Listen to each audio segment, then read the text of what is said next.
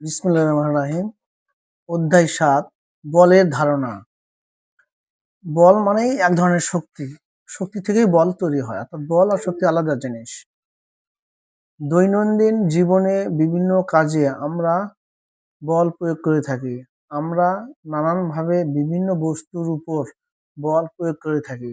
আমরা জানি টান ও ঠেলা হলো বল প্রয়োগের দুটি মাধ্যম। বস্তুর আকার, আকৃতি ও গতি পরিবর্তনের বলের প্রভাব রয়েছে।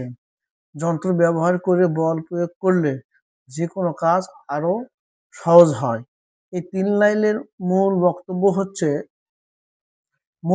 হচ্ছে দৈনন্দিন জীবনে আমরা বিভিন্ন ধরনের যে কোনো জিনিস ঠেলে ঠেলে নিয়ে যাই অথবা টেনে নিয়ে আসি।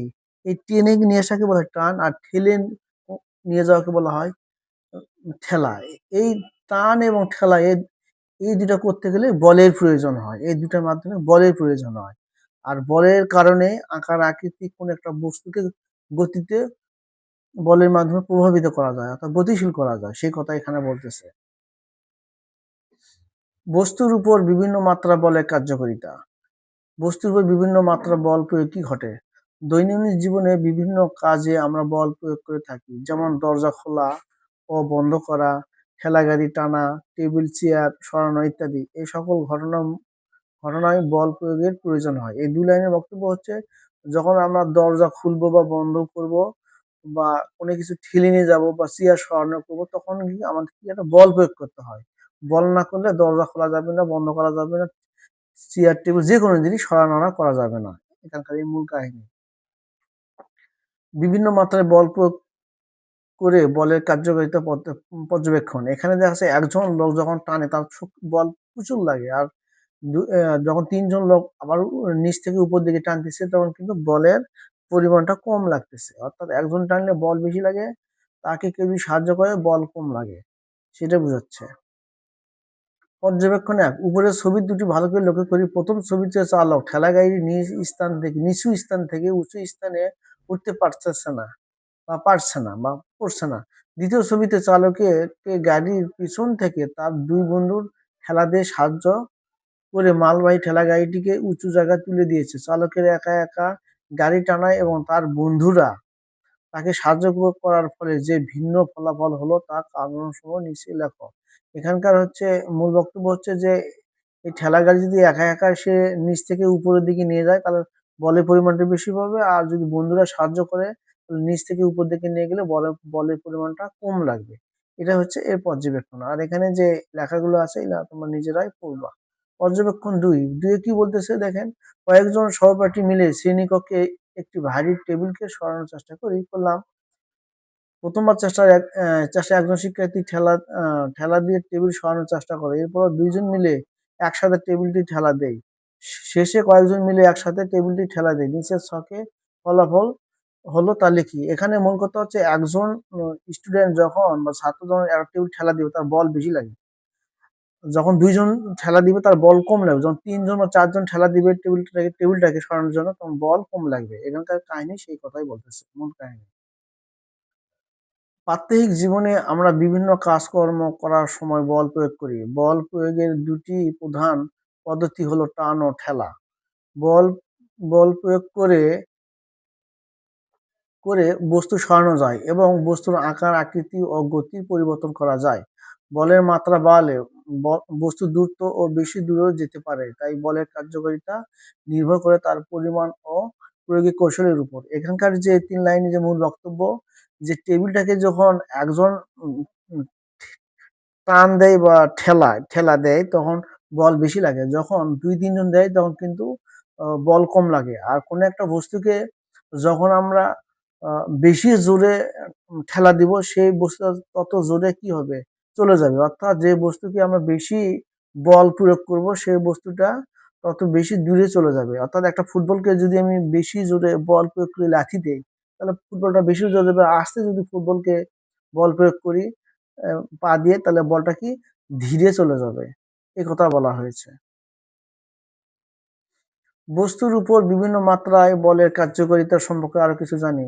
আমরা যখন সাইকেল চালাই তখন সাইকেলের পেডেলে বল প্রয়োগ করি, যদি পেডেলে কম মাত্রায় বল প্রয়োগ করি তাহলে সাইকেল কম গতিতে চলে। যদি পেডেলের বেশি মাত্রায় বল প্রয়োগ করি তাহলে সাইকেল বেশি গতিতে চলে। অর্থাৎ বিভিন্ন মাত্রার বল প্রয়োগে সাইকেলের গতি কম বেশি হয়। এখানকার যে মূল বক্তব্য বলছে যে সাইকেলে যে পেডেলটাকে যদি আমি বল প্রয়োগ বেশি করি তাহলে সাইকেলটা দ্রুত তাড়াতাড়ি চলে যাবে, আর সাইকেলের পেডেলে যদি আমি বল প্রয়োগ কম করি তাহলে সাইকেলটা ধীরে ধীরে চলবে। অর্থাৎ বল যদি বেশি প্রয়োগ করি পেডেলে তাহলে সাইকেলটা খুবই তাড়াতাড়ি চলে যাবে, আর যদি বল প্রয়োগ কম করি তাহলে সাইকেলটা ধীরে ধীরে যাবে। এই ৩ লাইনের মূল বক্তব্য হচ্ছে এইটা। আবার আমরা যখন ফুটবল খেলি তখন যে মাত্রায় বল প্রয়োগ করি তার উপর ফুটবলের গতি নির্ভর করে। অর্থাৎ ফুটবলের আস্তে লাথি দিলে কম দূরত্ব অতিক্রম করে, জোরে লাথি দিলে তা অতি দূরত্ব বেশি দূরত্ব অতিক্রম করে। এখানকার ৩ লাইনের মূল বক্তব্য হচ্ছে যদি আমি ফুটবলকে বল প্রয়োগ যদি বেশি করি, বেশি বল প্রয়োগ করে লাথি দেই ফুটবলকে, তাহলে অনেক জোরে ফুটবলটা যাবে। আর বল প্রয়োগ করে যদি ফুটবলকে লাথি উম, কম দেই, বল প্রয়োগ কম করি, তাহলে বলটা বেশি দূরে যাবে না বা বেশি দূরত্ব অতিক্রম করবে না। বলের মাত্রা, বল প্রয়োগের শক্তি বা জোরকে বলা হয় বলের মাত্রা বলে। অর্থাৎ বল প্রয়োগের যদি শক্তি বা জোরকে বলা হয় বলের মাত্রা। বিভিন্ন মাত্রায় বল প্রয়োগে বস্তুর গতি, দিক ও দূরত্ব ভিন্ন প্রভাব ফেলে। বলের মাত্রা যত বেশি বস্তুর উপর প্রভাব তত বেশি। আমরা জানি বল প্রয়োগ করার মাধ্যমে কোনো বস্তুকে সরানো, গতি বাড়ানো, কমানো বা থামানো যায়। কাজেই অথবা কাজের প্রয়োজন অনুযায়ী সঠিক মাত্রার বল প্রয়োগ করলে কাজ সহজ হয় ও সময় বাঁচে। এই ৪ লাইনের মূল বক্তব্য হচ্ছে যে বল প্রয়োগে যে শক্তি বা জোর পাবো, শক্তি বা জোরকে বলা হয় বলের মাত্রা। অর্থাৎ কোনো একটা বস্তুর উপর বলের মাত্রা যত বেশি হবে, অর্থাৎ যত বলে কাজটা করব ওই কাজটা তত দ্রুত হবে। আর কোনো বস্তুর উপর যদি বল প্রয়োগ কম করি তাহলে সেই কাজটা কম হবে। হ্যাঁ, আর বলের মাত্রাটা, অর্থাৎ বলের মাত্রাটা যত বেশি হবে ওই বস্তুর উপর প্রভাবটা তত বেশি হবে, আবার বলের প্রভাবটা যত কম হবে ওই বস্তুর উপর প্রভাবটা তত কম হবে। এখানে এর মূল বক্তব্য হচ্ছে এটা। আর কোনো বস্তুকে যদি আমি বল প্রয়োগ করে সরাই, বেশি বলে প্রয়োগ করি তাহলে তাড়াতাড়ি সরে যাবে, আর যদি কম বলে যদি বল প্রয়োগ করি বস্তু তাহলে সহজে সরবে না, কমে কমে যাবে, সে কথা বলা হয়েছে। বস্তুর উপর ঘর্ষণ বলের প্রভাব, খেলতে গিয়ে মাটির উপর মার্বেল গড়িয়ে দিলে দেখা যায় কিছু সময় পর মার্বেল থেমে যায়। কোনো বস্তু টানতে অনেক কষ্ট হয়, আবার কোনো বস্তুকে সহজে টানা যায়। কেন এমন হয়? এসব ঘটনা পিছনে অন্যতম কারণগুলো হলো ঘর্ষণ। এখানকার ২ লাইনের বক্তব্য হচ্ছে কোনো একটা ফুটবল বা মার্বেল যখন আমরা কোনো ঘাসের উপর দিয়ে ছেড়ে দেই তখন কি হয়ে যায়, ঘাসের উপর দিয়ে ঘর্ষণ লেগে লেগে চলে যায়। অর্থাৎ মার্বেলটা যত দূরে যায় তার বিপরীতে ওই ঘাসগুলি কি করে বাধা সৃষ্টি করে, বাধা দেয়। অর্থাৎ মার্বেলটা যদি সামনের দিকে যায় এই ঘর্ষণ লেগে যাচ্ছে ঘাসের উপর দিয়ে, ঘাস কি করে সেটাকে ওই মার্বেলকে বাধা দেয়, এই কারণে মার্বেল আস্তে আস্তে গিয়ে থেমে যায়। বস্তুর উপর ঘর্ষণ বল কি প্রভাব ফেলে? কাজ হচ্ছে বস্তুর উপর ঘর্ষণ বলের প্রভাব প্রভাব পর্যবেক্ষণ। যা যা করতে হবে: একটি খেলার বলকে বিদ্যালয়ে মসৃণ মেঝে ও স্কুলের মাঠে ঘাসের উপর দিয়ে গড়িয়ে দেয়। কোনো ক্ষেত্রে খেলার কোন ক্ষেত্রে খেলার বলটি বেশি দূরত্ব অতিক্রম করলো তা পর্যবেক্ষণ করি ও কারণ লেখি। এখানে মূল বক্তব্য হচ্ছে যখন মসৃণ মানে কি স্বচ্ছ, স্বচ্ছর উপর দিয়ে যখন একটা বলকে আমি গড়িয়ে দিব সেটা অনেক দূর পরিমাণে যাবে। কারণ কি স্বচ্ছ বস্তুর উপর ঘর্ষণটা কম হয়, বাধাটা কম আসে। আর স্কুলের মাঠে যখন ঘাসের উপর দিয়ে কোনো একটা বল গড়িয়ে দিব, মাঠের যে ঘাসের সাথে ওই বলের একটা বিপরীত ঘর্ষণ লাগে, সে কারণে বেশি দূরে যেতে পারে না। এখানকার সারসংক্ষেপটা হচ্ছে বস্তুকে কোনো কিছুর উপর দিয়ে গড়িয়ে দিলে একটু পরে থেমে যায়। এই থেমে যাওয়ার কারণ হলো ঘর্ষণ বল। ঘর্ষণ বল হলো এমন একটি বল যা একটি বস্তুর পৃষ্ঠের উপর দিয়ে অপর একটি বস্তুর পৃষ্ঠকে চলতে বাধা দেয়। অর্থাৎ একটা বস্তুর উপর মূল কাহিনী হচ্ছে একটা বস্তুর উপর দিয়ে যখন আরেকটা বস্তু যেতে চায়, নিচের যে যার উপর দিয়ে যায় নিচে যে বস্তুটা থাকে সেটা উপরে যে তার উপর দিয়ে যে যেতে চায় যে বস্তুটা তাকে বাধা দেয়, যেতে দেয় না। যেমন এখানে চিত্রে দেখা যাচ্ছে যে বস্তুর উপর ঘর্ষণ বলের প্রভাব সম্পর্কে আর কিছু জানি।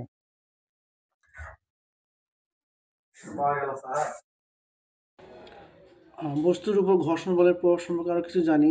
এই ছেলেটা যখন এদিকে তার সামনের দিকে যখন একটা টেবিল কিংবা বক্সের টানতেছে, নিচে যে মেঝের উপর দিতেছে মেঝের তার বিপরীত দিকে টানতেছে, অর্থাৎ এই সামনের দিকে ঠেলতেছে আর মেঝের সাথে যে লাগা আছে সে তার বিপরীত দিকে টানতেছে। এই যে টানটা হচ্ছে দুই মুখী বিপরীত মুখী, এটাকেই বলা হয় ঘর্ষণ বল। অর্থাৎ যখন কোনো বস্তু অন্য কোনো বস্তুর উপর দিয়ে চলতে থাকে তখন বস্তু দুটোর সংস্পর্শের জায়গায় গতির বিরুদ্ধে বল তৈরি করে। এই ঘর্ষণকে বল বলা হয়। আমি এই লাইনটা আবার বলছি, যখন কোনো বস্তু অন্য বস্তুর উপর দিয়ে চলতে থাকে তখন বস্তু দুটি সংস্পর্শের জায়গার গতির বিরুদ্ধে বল তৈরি হয়। এই ঘর্ষণ বল বল এই ঘর্ষণকেই বল বলা হয়। অর্থাৎ তাহলে বল আমরা যে এতক্ষণ তো বললাম বল বল, তো বলটা কি একটা একটা একটা ডান দিকে যাচ্ছে আর একটা তার বিপরীত বাম দিকে যাচ্ছে। এই যে বিপরীত মুখে যাচ্ছে এই যাওয়া এই ঘর্ষণকে বলা হয় বল। একটি বস্তু যখন আরেকটি বস্তুর উপর দিয়ে গড়িয়ে যায় তখন একটি বস্তুর পৃষ্ঠের যেদিকে সরে যেতে চায় তার বিপরীত দিকে ঘর্ষণ বল কাজ করে, যার কারণে গড়িয়ে যাওয়া বস্তুটির গতি কমে যায়। যদি কোনো বস্তুর উপরের পৃষ্ঠ মসৃণ হয় তাহলে ঘর্ষণ কম হয়। অমসৃণ পৃষ্ঠযুক্ত বস্তু হলে ঘর্ষণ বেড়ে যায়, বস্তু সরাতে বেশি শক্তি লাগে।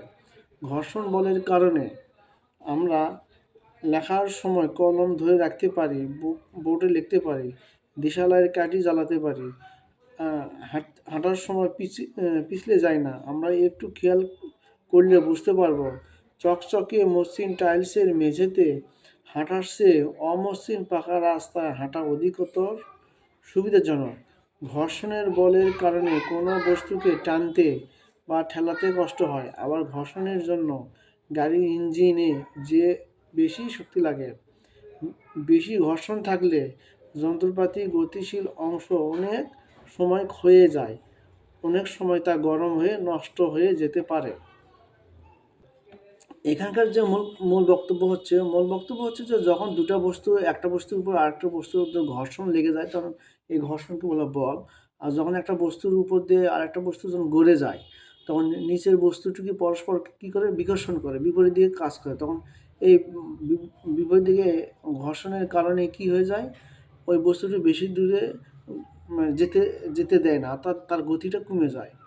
এবং এখানে আরেকটা কথা বলছে যে বস্তু সরাতে অনেক শক্তি লাগে। যখন একটা মসৃণ মানে কি স্বচ্ছ, যেমন টাইলসের উপর যদি কোনো একটা বস্তুকে আমি টেনে নিয়ে যাই সহজেই নিয়ে যাওয়া যায়, কিন্তু একটা বস্তু যখন স্বচ্ছ নয়, কিছুটা অমসৃণ মানে মসৃণ নয়, তখন তার উপর দিয়ে কোনো কিছু ঠেলে নিয়ে যেতে গেলে শক্তি বেশি লাগে। অর্থাৎ যে বস্তুটা অমসৃণ থাকে ফ্লোরটা নিচে, তার উপর দিয়ে কোনো কিছু গড়িয়ে নিয়ে যেতে গেলে শক্তি বেশি লাগে, আর যেটা মসৃণ থাকে তার উপর দিয়ে কোনো কিছু নিয়ে যেতে চাইলে শক্তি কম লাগে। এখানকার মূল কাহিনী এটা। আর ঘর্ষণ দিয়ে কী কাজ হয়, 3 নম্বর বলছে তো ঘর্ষণ যদি যদি থাকে তাহলে দিয়াশালাই কাঠির সাথে ঘর্ষণে আমরা কী করি, আগুন জ্বালাতে পারি, বোটের ঘর্ষণের কারণে আমরা লিখতে পারি, হাঁটার সময় আমরা কি অমসৃণ কোনো কিছু যদি থাকে আমরা সহজে হাঁটতে পারি, কিন্তু যখন মসৃণ থাকে তার উপর দিয়ে আমরা হাঁটতে যাই তাহলে আমরা পিছলে যাওয়ার সম্ভাবনা আছে। সেই কথা বলছে চকচক মসৃণ টাইলসের উপর দিয়ে যাওয়া খুবই কষ্টকর, অর্থাৎ সুবিধাজনক কিন্তু যে কোনো মুহূর্তে বিপজ্জনকও হতে পারে। এখানে আরেকটা জিনিস বলছে, যখন যে বস্তুর ঘর্ষণটা বেশি লাগে সেই বস্তুর জন্য কি হয়, শক্তি বেশি লাগে, জ্বালানি তেল বা কোনো কিছু বেশি লাগে, ইঞ্জিনের ক্ষতি হয়, এগুলো হয়ে যায়। মূল কথা হচ্ছে এখানকার যে বক্তব্য, কোনো মসৃণ বস্তুর উপর দিয়ে কোনো কিছু যদি যেতে চাই কম বলেই যাবে, আর অমসৃণ বস্তুর উপর দিয়ে কোনো কিছু যদি বস্তু যেতে চায় বেশি বল লাগবে। এবং বিপরীত যে ঘর্ষণটা হয়, ঘর্ষণটা স্বচ্ছ বস্তুর উপর দিয়ে গেলে ঘর্ষণ বল কম লাগে, অস্বচ্ছ বস্তুর উপর দিয়ে গেলে বা অমসৃণ বস্তুর উপর দিয়ে গেলে ঘর্ষণ বল বেশি লাগে। এটা হচ্ছে মূল বক্তব্য। সাইকেল, মোটরসাইকেল, বাস, ট্রাক ইত্যাদি যানবাহনের চাকায় খাঁজ কাটা থাকে কেন? যানবাহনের চাকায় খাঁজ কাটা না থাকলে কী কী সমস্যা হতে পারে? যে খাঁজ কাটা যদি এই টায়ারে যদি খাঁজ কাটা না থাকে তাহলে যানবাহন চলার সময় কী হতে পারে? পিছলে যেতে পারে। তখন ব্রেকের সময় ব্রেক চাপার সঙ্গে সঙ্গে কী হয়ে যাবে? বেশি দূরে চলে যাবে। আর খাঁজ কাটা থাকলে বেশি দূরে যাবে না এবং পিচ্ছিল থাকে, ঘর্ষণ থাকে, এগুলো বলতেছে। ৩ নম্বর বলছে যে বস্তুর উপর পৃথিবীর আকর্ষণ বল। বস্তুর উপর পৃথিবীর আকর্ষণ বল। বিজ্ঞানী নিউটন একদিন আপেল বাগানে গাছের নিচে বসে চিন্তা করছিলেন। তখন হঠাৎ একটি আপেল গাছ থেকে নিচে এসে পড়ল। তখন তার মনে প্রশ্ন জাগলো, আপেলটি নিচে পড়লো কেন? কেন উপরের দিকে গেল না? কেনই বা স্থির হয়ে থাকলো না? আমাদের মনে নিশ্চয়ই একই প্রশ্ন জাগে, সব জিনিস উপর থেকে ছেড়ে দিলে নিচে পড়ে কেন? এখানকার যে মূল বক্তব্য, একদিন বিজ্ঞানী নিউটন একটা আপেল গাছের নিচে ছিল, এখান থেকে একটা আপেল হঠাৎ করে পড়ে গেল। সে এখন প্রশ্ন করতেছে আপেলটা নিচে কেন পড়ে গেল? আপেলটা তো উপর দিকে যেতে পারতো, কেন নিচের দিকে আসলো? এই যে সে চিন্তা ভাবনা করতেছে। কোনো বস্তুকে উপর থেকে ছেড়ে দিলে নিচে পড়ে কেন? বস্তুর উপর পৃথিবীর আকর্ষণ পর্যবেক্ষণ। বস্তুর উপর পৃথিবীর আকর্ষণ পর্যবেক্ষণ। বল, পেন্সিল, কাগজ, পালক ইত্যাদি হাত উঁচু করে উপর থেকে ছেড়ে দেয়। প্রতি ক্ষেত্রে কী ঘটে তা লক্ষ্য করি। আমরা দেখবো যে বল, পেন্সিল যদি আমরা দিই প্রতি ক্ষেত্রে নিচের দিকেই পড়ে যাবে। সারসংক্ষেপটা বলছে যে পৃথিবীর সকল বস্তু নিজের দিকে টানে। এই টানকে বলা হয় পৃথিবীর আকর্ষণ বল। শুধু বল, পেন্সিল, কাগজ বা পালক নয়, যে কোনো বস্তুকে উপর থেকে ছেড়ে দিলে তা পৃথিবীর আকর্ষণ বলের কারণে নিচে পড়বে। এই বলকে মধ্যাকর্ষণ বল বলা হয়। এখানকার 2 লাইনের বক্তব্য হচ্ছে, কোনো একটা বস্তুকে যদি উপর থেকে নিচে ছেড়ে দেওয়া হয় তাহলে বস্তুটা নিচের দিকে পড়ে। এই কারণে পৃথিবীর একটা আকর্ষণ বল আছে। পৃথিবী তার কেন্দ্র আছে, কেন্দ্র থেকে ওই বস্তুকে তার নিজের কেন্দ্রের দিকে টানতেছে। অর্থাৎ সেই কারণে পেন্সিল হোক, যে কোনো বস্তু হোক, উপর থেকে যদি ছেড়ে দেয় ওই পৃথিবীর যে আকর্ষণ বল আছে ওই আকর্ষণ বলের কারণে নিচে পড়বে। এই আকর্ষণ বলকেই বলা হয় মাধ্যাকর্ষণ বল। এই আকর্ষণ বলকে কি বলা হয়? মাধ্যাকর্ষণ বল। বস্তুর উপর পৃথিবীর আকর্ষণ বল সম্পর্কে আরও কিছু জানি। আমরা একটু খেয়াল করলে বুঝতে পারবো, আমরা যখন সিঁড়ি বেয়ে উপরে উঠি তখন কষ্ট হয়, আবার সিঁড়ি দিয়ে নামার সময় উপরে ওঠার তুলনায় কম কষ্ট হয়। এই কারণ হলো পৃথিবীর আকর্ষণ বল। আমরা যখন সিঁড়ি বেয়ে উপরের দিকে উঠি তখন পৃথিবীর আকর্ষণ বলের বিরুদ্ধে কাজ করি, তাই শক্তি বেশি লাগে। আবার যখন সিঁড়ি বেয়ে নিচে নামি তখন পৃথিবীর আকর্ষণ বলের দিকে যাই, তখন মধ্যাকর্ষণ বল সাহায্য করে, তাই নামা অনেক সহজ হয়। পৃথিবী তার কেন্দ্রের দিকে সকল বস্তুকে যে বল দ্বারা আকর্ষণ করে তাই হলো মধ্যাকর্ষণ। এখানকার মূল বক্তব্য হচ্ছে, যখন আমরা একটা সিঁড়ি দিয়ে উপরের দিকে উঠে যাই তখন শক্তি বেশি লাগে, আর আরেকটা সিঁড়ি দিয়ে যখন উপর থেকে নিচে নামি তখন শক্তি কম লাগে। এই শক্তি বেশি লাগে কী কারণে? মাধ্যাকর্ষণ যে বল, পৃথিবীর যে আকর্ষণ বল, সে আকর্ষণ অর্থাৎ মাধ্যাকর্ষণ বলের বিরুদ্ধে আমরা বিপরীত দিকে যাই, সে কারণে শক্তি বেশি লাগে। আর উপর থেকে যখন সিঁড়ি দিয়ে নিচে নামি মাধ্যাকর্ষণ বলের দিকেই আমরা আসি, এই কারণে শক্তি কম লাগে। এই কারণে বলেছে পৃথিবীর যে আকর্ষণ বলটা আছে সে আকর্ষণ বলকেই বলা হয় মাধ্যাকর্ষণ বল। প্রাত্যহিক বিভিন্ন কাজে সরল যন্ত্র ব্যবহার। আমাদের দৈনন্দিন জীবনে বিভিন্ন কাজ করতে গিয়ে আমরা অনেক রকম যন্ত্র ব্যবহার করি। এসব যন্ত্র আমাদের কাজকে সহজ করে দেয়। প্রতিদিন আমরা বিভিন্ন কাজে যে সকল যন্ত্র ব্যবহার করি সেগুলো হলো সরল যন্ত্র। এইসব যন্ত্র আমাদের কম শক্তি দিয়ে ভারী বস্তু তুলতে, ঠেলাতে ও সরাতে সাহায্য করে। অর্থাৎ আমরা দৈনন্দিন জীবনে আমাদের বাসা বাড়িতে যেগুলো যন্ত্র দিয়ে আমরা কাজ করি, দা, কুড়াল, চাকু, যেগুলো কাজ করি এগুলোকে সরল যন্ত্র বলা হয়। এবং লাঠি, এগুলো এগুলো দিয়ে আমরা কী করি? ভারী বস্তুকে তুলতে এবং ঠেলাতে এবং সরাতে খুব সহজে আমরা করতে পারি। আমরা বিভিন্ন কাজ কী কী সরল যন্ত্র ব্যবহার করি? কাজ, দৈনন্দিন বিভিন্ন কাজে সরল যন্ত্র শনাক্তকরণ। আমাদের দৈনন্দিন জীবনে সরল যন্ত্র ব্যবহার সম্পর্কে নিজের ছকটি পূরণ করি।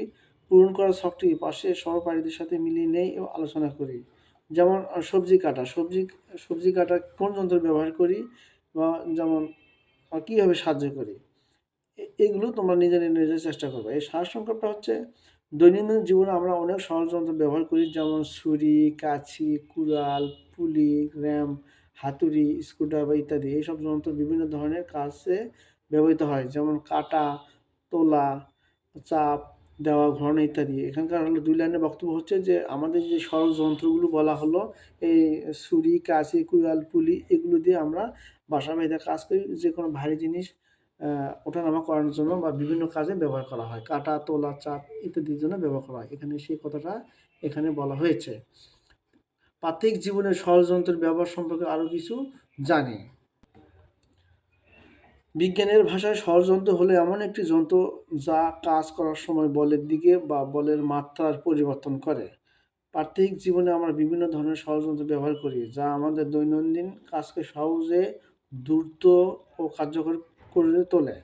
সহজ যন্ত্রসমূহ যেমন লিভার, পুলি, চাকা ও অক্ষ, হেলান, সমতল, স্ক্রু ও ওয়েস, এগুলো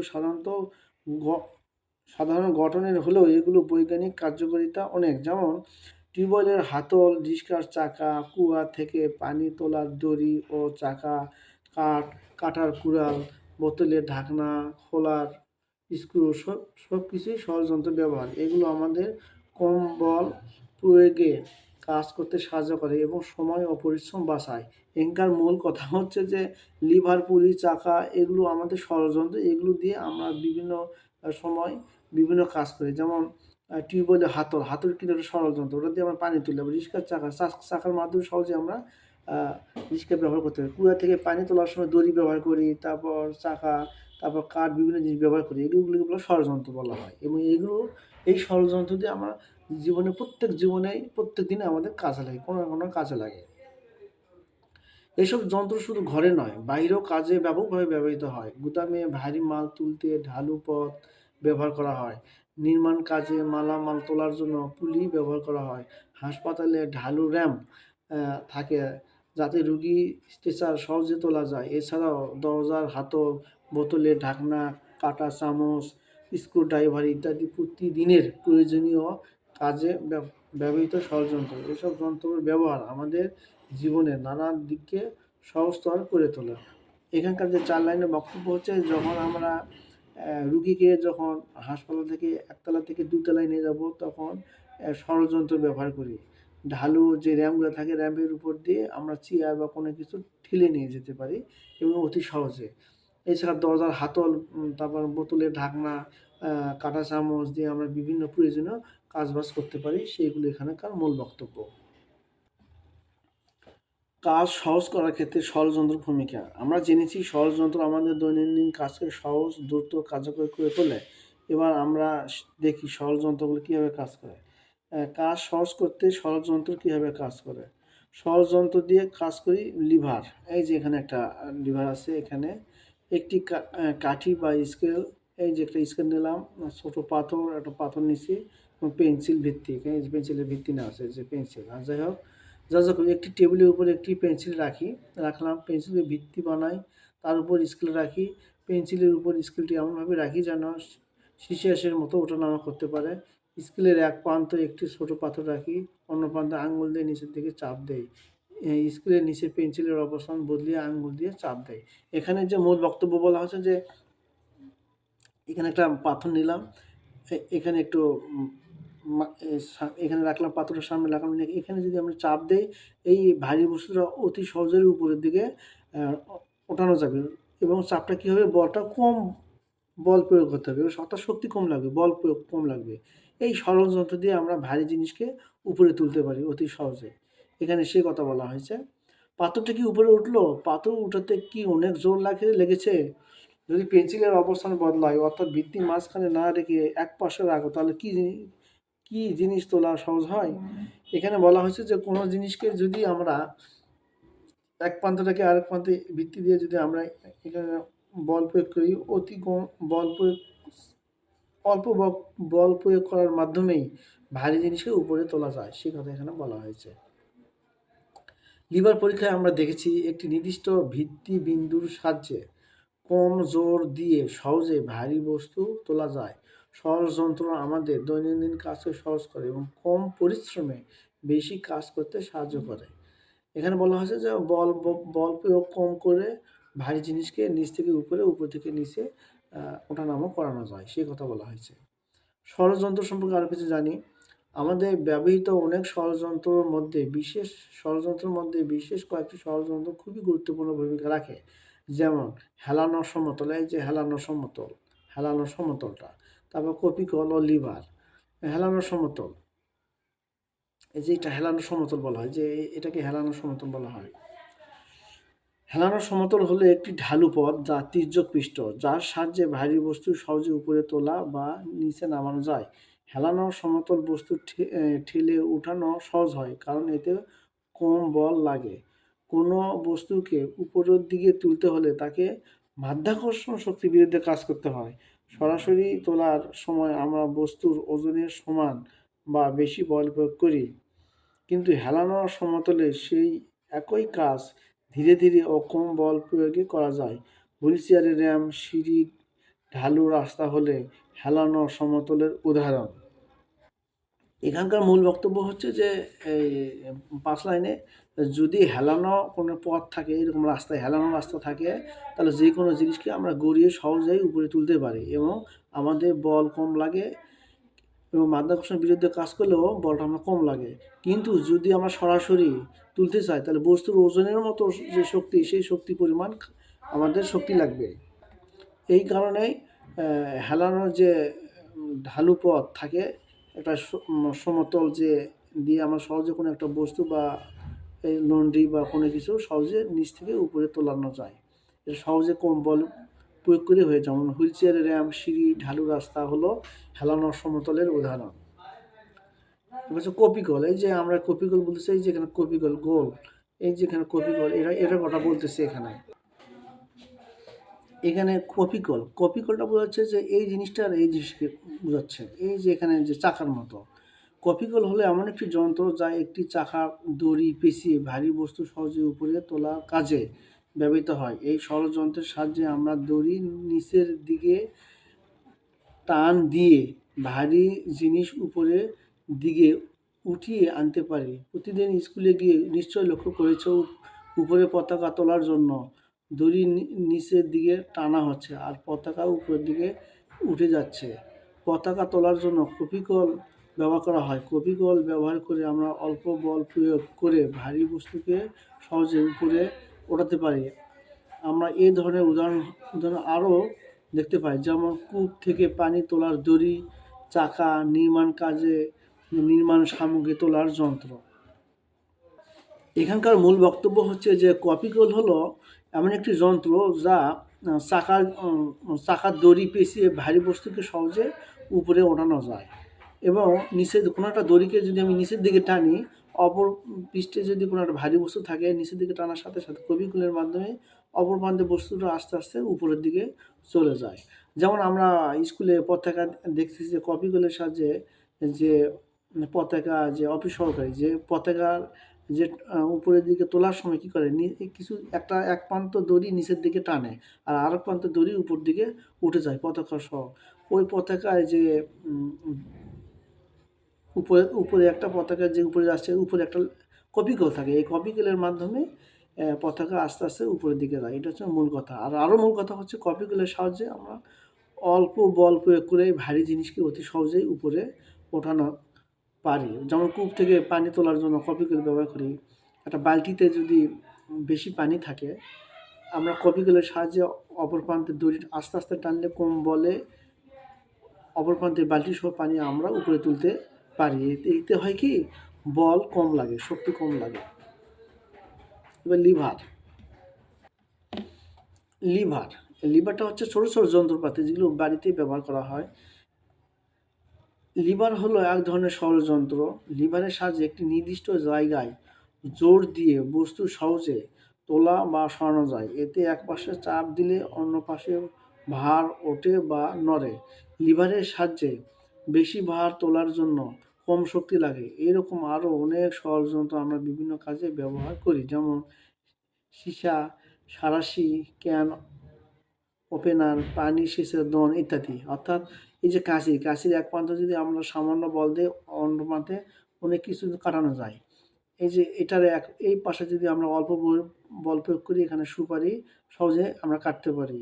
এটা এক পাশে সামান্য চাপ দিলে এই পাশে বড় ধরনের যে কোনো জিনিস আমরা নিতে পারি। এরকম পানির সেচের ধরন আছে, যেমন দুই পাশে দুটো লক দিয়ে পানি জমি থেকে, পুকুর থেকে পানি জমিতে সেচ দেওয়া হয়, সেচের মাধ্যমে পানি উঠে যায়। এইগুলোকে বলা হয় লিভার যন্ত্র অর্থাৎ সরল যন্ত্র। এই আমাদের শেষ আজকেই। এইগুলো তোমরা নিজে যে বাজার থেকে গাইড আসবে, গাইড থেকে তোমরা পড়ে নিও। আল্লাহ হাফেজ।